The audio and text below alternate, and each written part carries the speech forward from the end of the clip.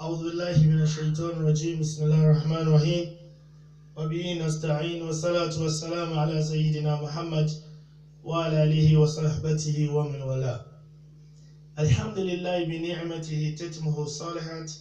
الحمد لله الذي لم يلد ولم يولد ولم يكن له كفوا أحد.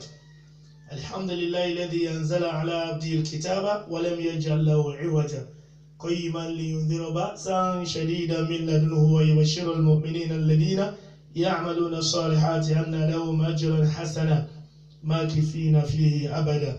adúpẹ́ fún Ọlọ́run Ọba lẹ́ẹ̀kan sí atọrọ ìkẹ́ àti ìgẹ̀ fún Ànábì wa Muhammad sallallahu alaihi wasallam, Ànábì tí Ọlọ́run Ọba fi ṣe last joker, Ànábì tí Ọlọ́run Ọba àlékiọlá tó ṣe ní Ànábì ìgbẹ̀yìn, Ànábì tí ó ṣe wípé lẹ́yìn Ànábì mi ò ní dé mọ́, Ànábì tó ṣe wípé Ọlọ́run fún ní the final book and the last testament, Ànábì tó ṣe wípé tó bá ti jọ́ gbẹ̀ndẹ̀ alkiyama òun náà ni ó ṣìpẹ̀ fún wa. Ìkẹ́ Ọlọ́run àti Ọlọ́run kí ó máa bá Ànábì náà àti àwọn ará ilé rẹ̀ àti àwọn sàhábà rẹ̀ àti gbogbo àti àárín ní erépa òjíṣẹ́ Ọlọ́run bá náà títí di ọjọ́ ẹ̀san. Èyí tí ó ń lọ lọ́wọ́ òun náà ni ọ̀rọ̀ nípa kérésì. Ẹ rí pé tí a bá wulẹ̀ nísìnyí lásìkò tí a wà yìí, kódà ọ̀pọ̀lọpọ̀ mùsùlùmí náà ní múra, wọ́n ní àwọn múra ọdún. Tẹ́ bá wá béèrè pé ọdún èwo ẹdẹ́nu ẹ̀yin àfáà ẹ tún dé tẹ́ mọ̀ mọ́ àwọn ọ̀rọ̀ tí ò nítumọ̀ wánu, gbogbo ọdún tó bá ti báyàn láyé lèèyàn máa ń ṣe. So ìtumọ̀ ẹ̀ ni wípé tí wọ́n bá ti ń ṣọ̀ṣun Òṣogbo náà àwa náà gbọ́dọ̀ pẹ̀lú wọn. Tí wọ́n bá ti ń ṣe ọdún Ọya a gbọ́dọ̀ pẹ̀lú wọn. Gbogbo ọdún tí wọ́n bá ti ń ṣe a gbọ́dọ̀ pẹ̀lú wọn, torí pé lọ́dọ̀ àwọn tó lọ́dún ọdún náà ni, àwọn tó ń ṣògùn lọ́dọ̀ wọn ọdún ni, kódà wọ́n kà á sí púpọ̀ ju gbogbo nǹkan lọ. Ẹ rí lọ́dọ̀ àwọn àfáà ló jẹ́ pé Islam ẹ̀sìn mímọ̀ ni. Ẹ rí pé Yorùbá ní ìmọ̀ ló ní àdínì wa yìí, ọgbọ́n kọ́ ló fi jẹ́ pé Yorùbá ní kékeré ni mùsùlùmí ti máa ń kọ́ ọmọ rẹ̀ lẹ́sìn, torí pé ẹ̀sìn wa kò ṣeé fagbárí ṣe, ẹ̀sìn tí ò ṣeé fagbárí ṣe ni, ẹ̀sìn mímọ̀ ni. Àwọn àfáà ẹ̀sìn wọ́n gbé kọ́ńdà kan kalẹ̀, wọ́n ní al-a'yad wal-istif'alat bid'ah aslu fiha mani'u illa linnas. Al-a'yad wal-istif'alat, gbogbo tí a ń pè ní festivals and celebrations, bid'ah gbogbo ẹ̀ bá ta àdádálẹ̀ ni. Aslu fiha mani'u, ìpínlẹ̀ gbogbo àwọn nǹkan wọ̀nyí ń ta kórìíra ni illa linnas, àyàfi tá a bá rẹ́rìí fún. Ìdán lọ́dọ̀ tiwa arẹ́rìí fún iléyá, lọ́dọ̀ tiwa arẹ́rìí fún ọdún àwẹ̀, lọ́dọ̀ tiwa arẹ́rìí fún jùmọ́à táwọn afáà ń pè ní Eidu Usbu'iyya, ọdún ọlọ́sọ̀ọ̀sẹ̀ eléyìí tí a máa ń ṣe. Now mo máa ń sọ̀rọ̀ kan, mo ní the ways of the Christians or the life of the Christians is inversely proportional to what the Bible preaches. Ọ̀pọ̀lọpọ̀ àwọn tí àwọn Kírísítíẹ̀nì òde òní tí wọ́n ń ṣe, kódà a lè rí traces ẹ̀ nínú Bíbélì dípò pé a wà gbọ́ látẹnu Jésù bó ti wùlẹ̀ kí ó mọ̀. Jésù sọ̀rọ̀ kan, àbí kí n tó sọ lọ síbẹ̀, Ànábì wa Muhammad sallallahu alaihi wasallam, Ọlọ́run sọ fún Ànábì wa Muhammad, Ọlọ́run ní in kuntum tuhibbuna Allah, tó bá ṣe wípé ẹ fẹ́ràn Ọlọ́run, fattabi'uni, ẹ tẹ̀lé mi, ẹ sì fẹ́ràn Ọlọ́run. Torí pé Ànábì ló wá ṣàlàyé Ọlọ́run fún wa, Ànábì ló sì wá ṣàlàyé ọ̀pọ̀lọpọ̀ àwọn nǹkan tí ó yé wa, Ànábì ṣàlàyé ẹ̀ fún wa. Now, ní John chapter 8 verse 31 and 32, I want to believe that the Bible is the manual of the Christians. Gbogbo ohun tá a bá fẹ́ mọ̀ nípa Christianity inú Bíbélì ni. Tá a bá ti ń ka Bíbélì, a mọ̀ nípa Christians and Christianity at large. So, ní John chapter 8 verse 31 and 32, ní Bíbélì ní nígbà náà ni Jésù sì wí fún àwọn Júù tí ó gbàgbọ́ wípé tí ẹ bá tẹ̀lé àwọn ọ̀rọ̀ mi lẹ tó di ọmọlẹ́yìn mi tòótọ́, ẹ̀yin yóò mọ òtítọ́, òtítọ́ yóò sì sọ yín di òmìnira. Kódà nínú Matthew, in the book of Matthew chapter 7 verse 24, Matthew chapter 7 verse 24, nítorí náà ẹnikẹ́ni tí ó bá gbọ́ ọ̀rọ̀ tèmi wọ̀nyí tí ó bá sì ṣe wọ́n, èmi ó sì fi wé ọlọ́gbọ́n ènìyàn kan tí ó kọ́ ilé rẹ̀ sí orí àpáta. Òjò sì rọ̀, ìkún omi sì dé, afẹ́fẹ́ sì fẹ́, wọ́n sì bìlù ilé náà, kò sì wó, nítorí tí a fi ìpìlẹ̀ rẹ̀ sọlẹ̀ lórí àpáta. Ẹnikẹ́ni tí ó bá sì gbọ́ ọ̀rọ̀ tèmi wọ̀nyí tí kò sì ṣe wọ́n, òun ni èmi yóò sì fi wé aṣiwèrè ènìyàn kan tí ó kọ́ ilé rẹ̀ sí orí iyanrìn. Òjò sì rọ̀, ìkún omi sì dé, afẹ́fẹ́ sì fẹ́, wọ́n sì bìlù ilé náà, ó sì wó, ìwó rẹ̀ sì pọ̀ jọjọ. Now, the question is, kérésì ọlọ́run kọ́ mọ́ṣáláà kẹwàá bá wa Sheikh Muhyiddin Ajani Bello wọ́n ní bàbá kí mọ́mù kú ọdún, òun náà ni ọlọ́run jẹ́ mi ó ṣe púpọ̀. Kí ló kàn án pẹ̀lú kérésì? Ìwọ kérésì ni, kí n tiẹ̀ pẹ̀lú kérésì débi pé ó máa wá múra. So kí lè rí Christmas láti inú Bíbélì? Kò sí. Ibo ni Jésù ti sọ̀rọ̀ Christmas? Kò sí.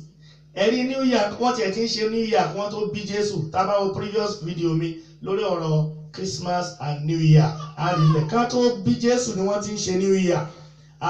Easter náà ńkọ́ kò sí inú Bíbélì. Ẹ̀rí ló fà á ló fi jẹ́ pé olórí àwọn Deeper Life WF Kumuyi ó ní òòṣà Bábílónì òun ni wọ́n máa ń celebrate ní 25th of December, pé kódà kò sẹ́rí wípé wọ́n bí Jésù ní December.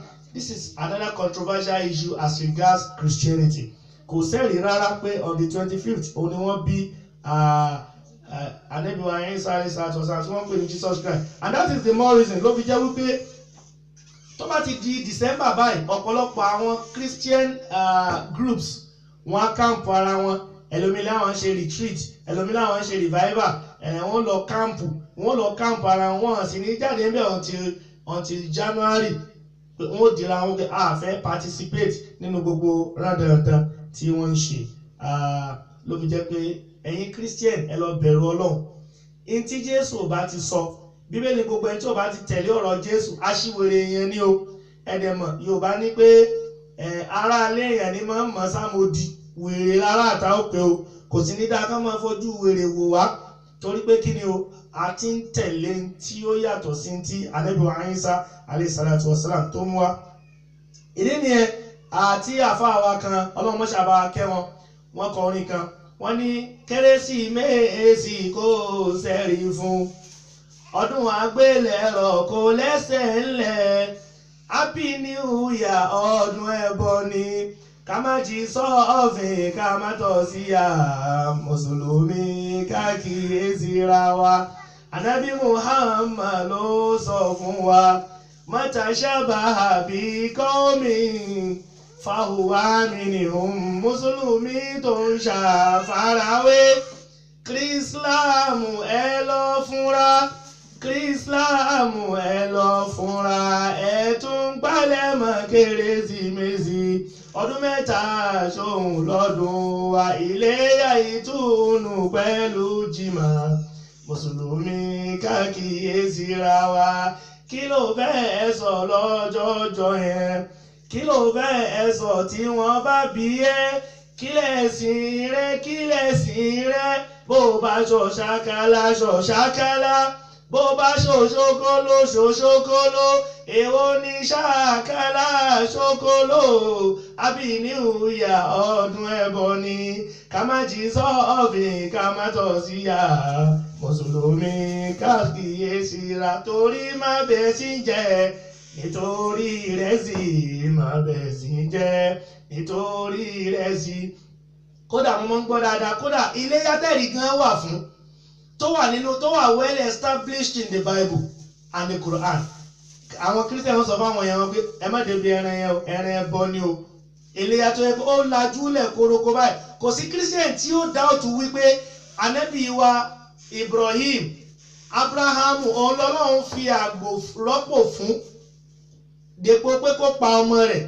ìdí nìyẹn tí Ànábì sallallahu alaihi wasallam sọ pé súnà Ànábì wa Ibrahim ni a sì máa ṣe Christian sì mà síbẹ̀ náà wọ́n sọ fún àwọn èèyàn pé ọdún ẹbọ ni pé ẹ gbọ́dọ̀ jẹ́ o èyí tó lẹ́rìí nìyẹn ká tó wá sọ pé eléyìí tí ò lẹ́rìí má bẹ̀ẹ́ sí jẹ́ nítorí rẹ̀ sì má bẹ̀ẹ́ sí jẹ́ nítorí Islamia má bẹ̀ẹ́ sí jẹ́ nítorí rẹ̀ sì má bẹ̀ẹ́ sí jẹ́ nítorí Bushra má bẹ̀ẹ́ sí jẹ́ nítorí rẹ̀ sì má bẹ̀ẹ́ sí jẹ́ nítorí Jamiu má bẹ̀ẹ́ sí jẹ́ nítorí rẹ̀ sì má bẹ̀ẹ́ sí jẹ́ nítorí Abdulsamadu má bẹ̀ẹ́ sí jẹ́ nítorí rẹ̀ sì má bẹ̀ẹ́ sí jẹ́ o nítorí rẹ̀ sì pẹ̀lẹ́ràn méjì má bẹ̀ẹ́ sí jẹ́ nítorí rẹ̀ sì ẹ̀sìn ò papọ̀ má kí wọ́n kú ọdún má bẹ̀ẹ́ sí jẹ́ nítorí rẹ̀ sí bí wọ́n pè ẹ́ má bà wọ́n pàdíyẹ má bẹ̀ẹ́ sí jẹ́ nítorí rẹ̀ sí mọ́wọ́ṣọ tuntun kì í ṣọdún rẹ̀ má bẹ̀ẹ́ sí jẹ́ nítorí rẹ̀ sí má bẹ̀ẹ́ sí jẹ́ nítorí rẹ̀ sí má bẹ̀ẹ́ sí jẹ́ o nítorí Fáwùsá má bẹ̀ẹ́ sí jẹ́ nítorí rẹ̀ sì má bẹ̀ẹ́ sí jẹ́ nítorí Káwùsára má bẹ̀ẹ́ sí jẹ́ nítorí rẹ̀ sì má bẹ̀ẹ́ sí jẹ́ o nítorí Fátímà má bẹ̀ẹ́ sí jẹ́ nítorí rẹ̀ sì má bẹ̀ẹ́ sí jẹ́ nítorí Hafusa má bẹ̀ẹ́ sí jẹ́ nítorí rẹ̀ sì má bẹ̀ẹ́ sí jẹ́ o nítorí Ismailu má bẹ̀ẹ́ sí jẹ́ nítorí rẹ̀ sì má bẹ̀ẹ́ sí jẹ́ nítorí Idirisu má bẹ̀ẹ́ sí jẹ́ nítorí rẹ̀ sì má bẹ̀ẹ́ sí jẹ́ o nítorí rẹ̀ sì pẹ̀lẹ́ràn méjì má bẹ̀ẹ́ sí jẹ́ o nítorí rẹ̀ sì ẹ̀sìn ò papọ̀ má kí wọ́n kú ọdún má bẹ̀ẹ́ sí jẹ́ nítorí rẹ̀ sì bí wọ́n pè ẹ́ má bà wọ́n pàdíyẹ má bẹ̀ẹ́ sí jẹ́ nítorí rẹ̀ sí pẹ̀lẹ́ràn méjì má bẹ̀ẹ́ sí jẹ́ o nítorí rẹ̀ sí. Màmá jẹ́ ìṣíwí màmá jẹ́ ìṣìsọ́ o má jẹ́ ń pé Jésù lọ́lọ́run màmá jẹ́ ìṣìwí Allah màmá jẹ́ ìṣìwí o màmá jẹ́ ìṣìsọ́.